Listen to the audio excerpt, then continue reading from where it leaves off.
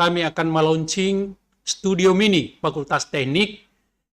Welcome, selamat datang di Studio Mini Darul Ilmi Fakultas Teknik Universitas Muslim Indonesia.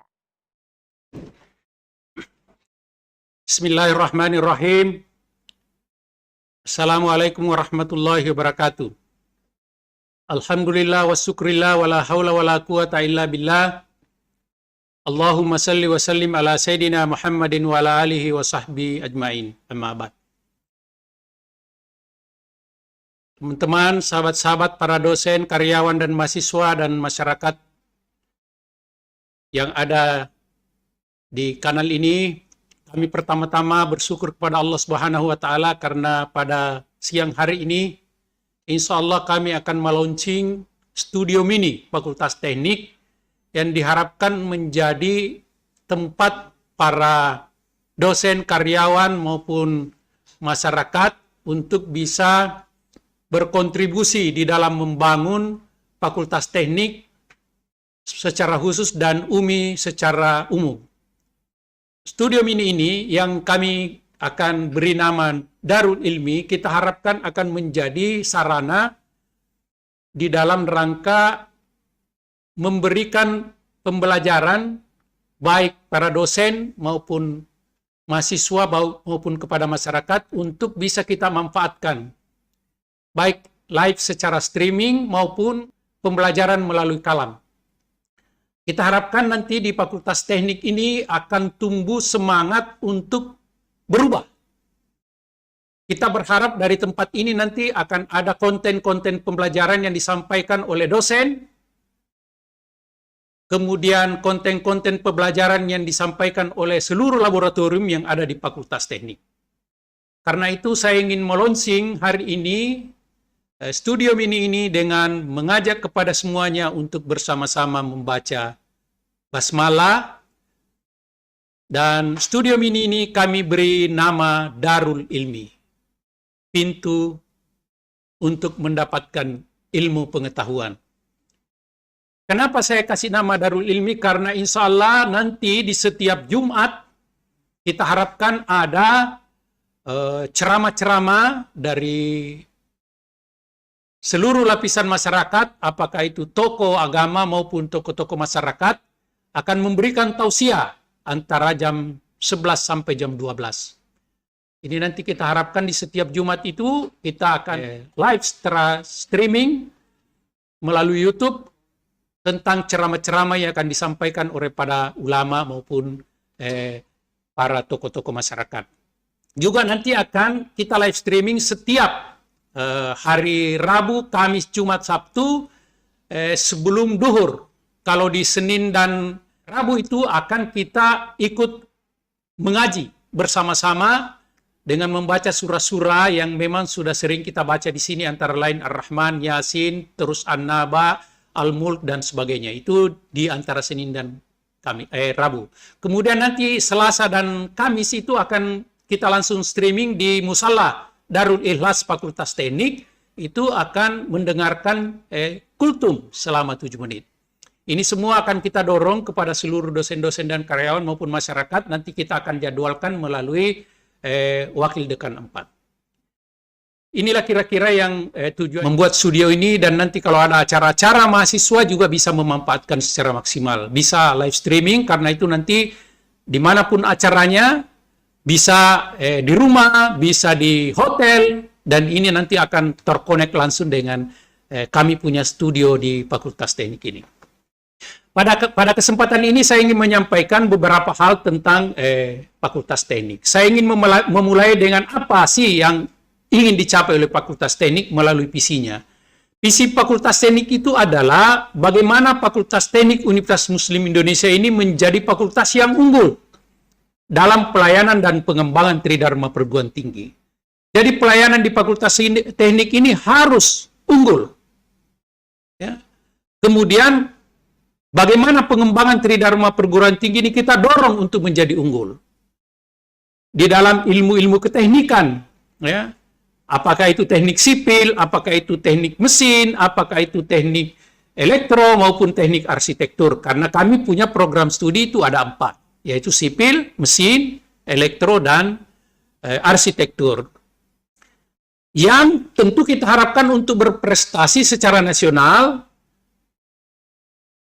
di tahun 2021 ini dengan basis Islam, nilai-nilai Islam yang dikembangkan oleh Universitas Muslim Indonesia. Kemudian, untuk bisa mencapai visi yang kita sudah tetapkan ini, maka Fakultas Teknik juga punya misi. Bagaimana misinya? Yaitu bagaimana meningkatkan kegiatan Tridharma perguruan tinggi. Jadi Fakultas Teknik ini akan mendorong kegiatan-kegiatan Tridharma perguruan tinggi, yaitu pengajaran. Sekarang ini alhamdulillah pengajaran itu karena COVID ini kita semua dorong dosen untuk melakukan pembelajaran melalui Kalam. Di UMI ada program yang namanya Kalam. Semua mata pelajaran, semua dosen-dosen kita harapkan akan memberikan pelajaran melalui Kalam ini yang terkoneksi dengan Spada, ya, yang terkoneksi dengan Spada, sehingga seluruh dosen yang mengajar di Fakultas Teknik itu akan terpantau langsung melalui sistem yang dikembangkan oleh Dirjen Perguruan Tinggi. Selain pengajaran, maka juga kita akan dorong dosen-dosen untuk melakukan penelitian. Selama ini Fakultas Teknik itu sangat ketinggalan di dalam penelitian karena rata-rata kalau sudah tamat, sudah selesai, mereka cari pekerjaan di luar untuk menambah kesejahteraannya. Sekarang ini Fakultas Teknik berharap dosen-dosen, karyawan dan mahasiswa, dosen-dosen dan mahasiswa itu kita dorong untuk melakukan penelitian-penelitian. Karena itu saya harap setiap laboratorium nanti itu sudah harus punya roadmap penelitian. Di Fakultas Teknik ini ada 27 laboratorium. Ada laboratorium pembelajaran, ada juga laboratorium penelitian. Dan saya kira sekarang ini kita punya laboratorium yang saya kira kalau di Sulawesi Selatan ini kita cukup andalkan, yaitu laboratorium mikro. Sehingga nanti ini kita harapkan teman-teman baik dari seluruh perguruan tinggi yang ada di kawasan Indonesia Timur ini, kalau ada yang mau diperiksa, bisa datang ke Fakultas Teknik. Tapi ini laboratorium penelitian tidak dipakai untuk laboratorium pembelajaran kepada mahasiswa. Ya. Tapi ini laboratorium penelitian biasanya diperuntukkan untuk hal-hal karena ini cukup peka. Kita harapkan ini menjadi motor untuk menggerakkan penelitian-penelitian yang ada di UMI. Selain penelitian, maka kita juga dorong kepada dosen-dosen untuk melakukan pengabdian pada masyarakat, dosen dan mahasiswa. Nah, inilah 3 pilar ini, pengabdian, pendidikan, dan penelitian. Ini kita akan dorong supaya Fakultas Teknik bisa mencapai tadi yang dicita-citakan, yaitu menjadi fakultas yang unggul. Selain itu, kita juga akan melakukan usaha supaya ada tata kelola yang baik. Good Faculty of Governance. Ya, sehingga pelayanan yang kita harapkan unggul ini bisa tercapai. Nah, dengan tentu mengembangkan pengembangan, dengan mengedepankan pengembangan dan mutu layanan Tridharma perguruan tinggi. Jadi bagaimana karyawan-karyawan atau sivitas akademi Fakultas Teknik ini kita dorong untuk memberikan pelayanan sesuai dengan kita punya harapan. Bapak-bapak dan saudara-saudara mahasiswa, para dosen yang ada sempat melihat streaming kita kali ini, alhamdulillah mahasiswa Fakultas Teknik ini dari tahun ke tahun mengalami peningkatan. Ya. Bahkan ada beberapa jurusan yang sekarang ini kami agak kesulitan untuk menerima semua pendaftar, terutama di jurusan sipil. Ya. Karena kita tahu bahwa ada aturan dari Dikti tidak boleh melampaui rasio. 1 berbanding, kalau eksakta itu 1 berbanding 30. Nah, ini jurusan sipil ini kadangkala sudah banyak sekali pendaftarnya sehingga sudah akan bersaing. Ya. Tetapi untuk jurusan-jurusan yang lain saya kira masih tidak terlalu ketat. Tapi kalau di jurusan tertentu itu akan susah. Ini mengalami peningkatan dari tahun ke tahun. Kenapa bisa mengalami peningkatan dari tahun ke tahun? Karena alhamdulillah Fakultas Teknik sudah tidak menjadi momok yang susah lagi kuliah. Kalau dulu kita kuliah di Fakultas Teknik ini bisa 7-8 tahun, sekarang ini tidak ada lagi yang sampai 7 tahun. Kenapa tidak ada lagi yang sampai 7 tahun? Karena secara otomatis kalau mahasiswa sudah melampaui kuliah 7 tahun, secara otomatis itu akan tidak menjadi mahasiswa Fakultas Teknik lagi. Dan ini menjadi aturan dari universitas, bahkan menjadi aturan dari Dirjen Dikti. Kita dorong mahasiswa kita di Fakultas Teknik ini untuk bisa menyelesaikan studi S1-nya itu hanya 8 semester. Bahkan alhamdulillah sudah ada beberapa mahasiswa yang bisa menyelesaikan studinya di bawah 4 tahun. Nah, inilah yang menyebabkan sekarang ini minat orang untuk masuk di Fakultas Teknik ini, minat siswa-siswa masuk di Fakultas Teknik ini cukup tinggi. Karena itu anak-anakku sekalian, utamanya yang akan masuk nanti di tahun 2021-2022 ini segera melakukan persiapan untuk mendaftar. Karena jangan sampai nanti kuota yang kita siapkan ini tidak cukup untuk saudara kami tampung di tempat ini. Karena nanti mungkin sistemnya adalah orang-orang yang mendaftar sebelum pengumuman di PTN itu keluar, itu akan kita prioritaskan untuk kita terima. Selain itu juga yang mendorong peningkatan ini karena alhamdulillah dari tahun ke tahun jumlah alumni Fakultas Teknik itu semakin hari semakin meningkat. Sekarang ini kalau kita lihat alumninya itu sudah hampir 13.000 orang. Itu akan memberikan kontribusi sebesar 11,2% kepada alumni UMI secara keseluruhan. Jadi lumayan besar ya, 11. Kalau alumni UMI itu sekitar hampir lebih 100.000, maka kita punya alumni itu hampir 13.000. Nah, ini juga yang mendorong orang-orang yang menyebabkan Fakultas Teknik itu dari tahun ke tahun mengalami peningkatan jumlah mahasiswa. Karena alumni-alumninya sudah berpartisipasi di mana-mana. Bahkan ada alumni Fakultas Teknik itu sudah pernah jadi menteri. Ada yang jadi wakil gubernur, ada yang jadi wakil bupati, dan sebagainya, dan sebagainya. Jadi, semuanya ini bersinergi untuk berharap Fakultas Teknik di masa depan itu bisa lebih maju dan kita harapkan unggul. Kemudian, tenaga yang kita siapkan, kenapa Fakultas Teknik itu bisa meningkat terus? Karena tenaganya cukup. Sekarang ini jumlah tenaga dosen yang ada di Fakultas Teknik itu jumlahnya 257 orang. Dengan jumlah mahasiswa kurang lebih 2.000 lebih mahasiswa aktif.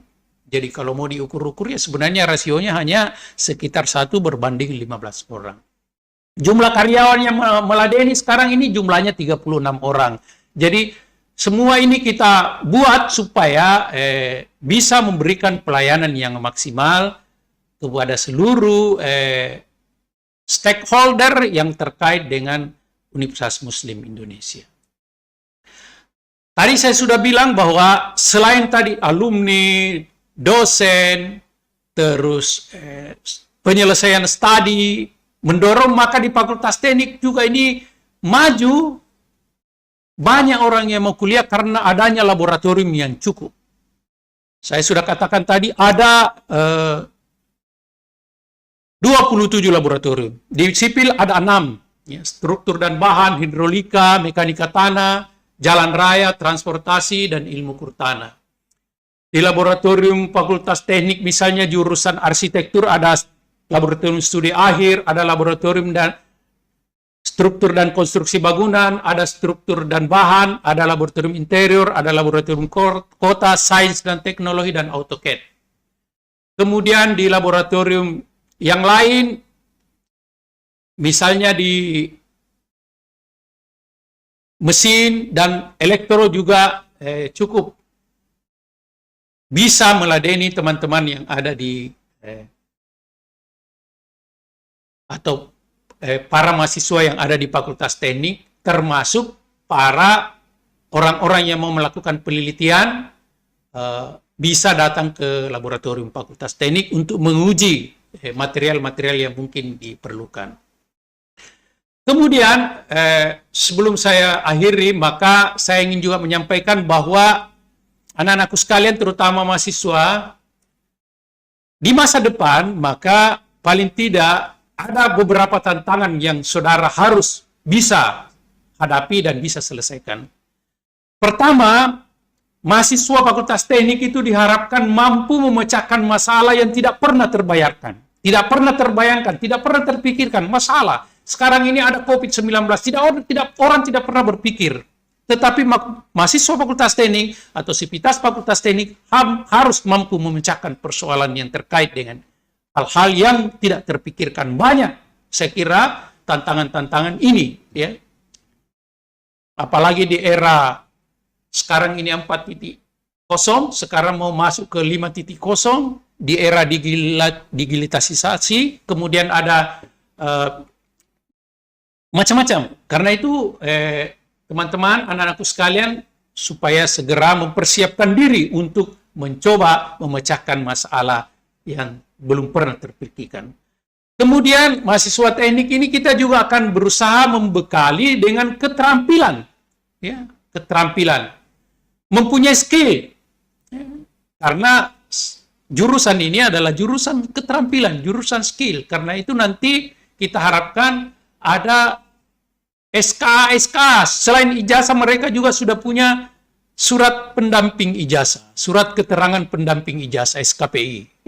Nah, nanti ini akan kita kerjasamakan dengan lembaga-lembaga yang mengeluarkan sertifikat. Misalnya nanti kalau anak-anak arsitek harus menguasai misalnya AutoCAD. Tidak boleh tamat kalau tidak menyelesaikan AutoCAD misalnya. Kalau mahasiswa sipil harus paling tidak harus bisa melakukan pengukuran. Ini standar-standar yang harus ditetapkan. Sudah bisa mendesain jembatan, sudah bisa mendesain macam-macam, ya, dengan memakai teknologi ada SAP dan sebagainya. Begitu juga di elektro, begitu juga di mesin. Kemudian kita juga berharap teman-teman, anak-anakku sekalian juga bisa bekerja sama. Di masa depan ini membangun sistem ini penting. Bekerja sama ini adalah variabel yang paling penting. Ada penelitian bahwa kadangkala kelulusan itu tidak menjadi terlalu penting di masa depan. Anda lulus dengan nilai predikat cum laude itu mungkin bagus dan kita dorong. Tetapi bukan itu yang terpenting di masa depan. Salah satu yang terpenting adalah Anda harus mempunyai kemampuan untuk bekerja sama. Harus Anda mampu melakukan kegiatan yang bisa melibatkan banyak orang. Karena tidak ada orang sekarang ini yang mampu mengetahui seluruh disiplin ilmu. Karena itu perlu kerjasama. Nah, kerjasama ini harus ada kemampuan untuk membangun sistem seperti apa. Karena kalau bekerja sama itu tentu ada yang punya kegiatan ini, sehingga nanti ini bisa dipadukan, sehingga bisa mendapatkan kegiatan manfaat yang lebih besar. Kemudian anak-anakku sekalian,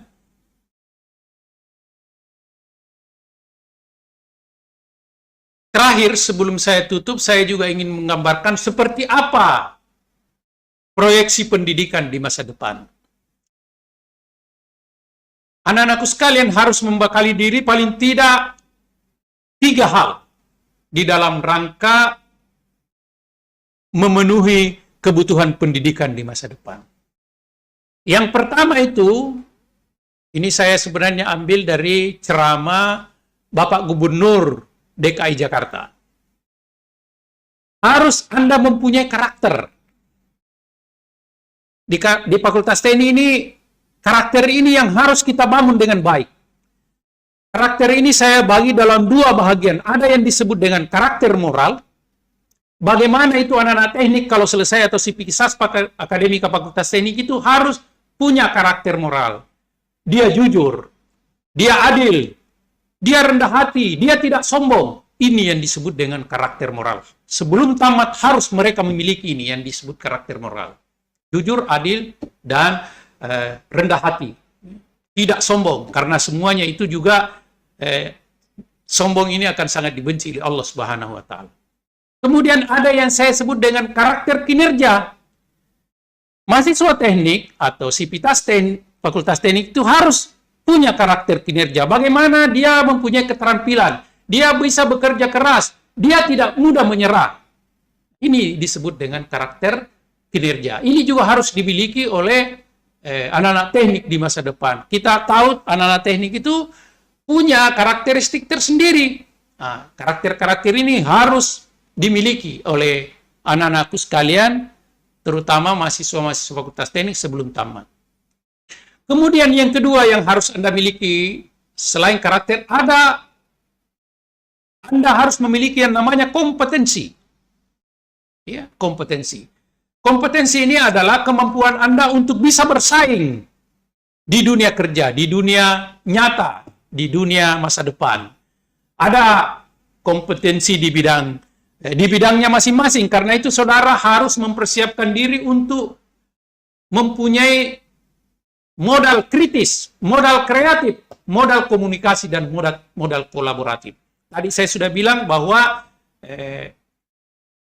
IP kadangkala tidak terlalu penting lagi. Yang diperlukan itu bagaimana bisa melakukan komunikasi, bagaimana bisa melakukan kolaborasi, dan Anda kreatif serta kritis. Dan kita harapkan di masa depan anak-anak teknik itu bisa hidup secara mandiri.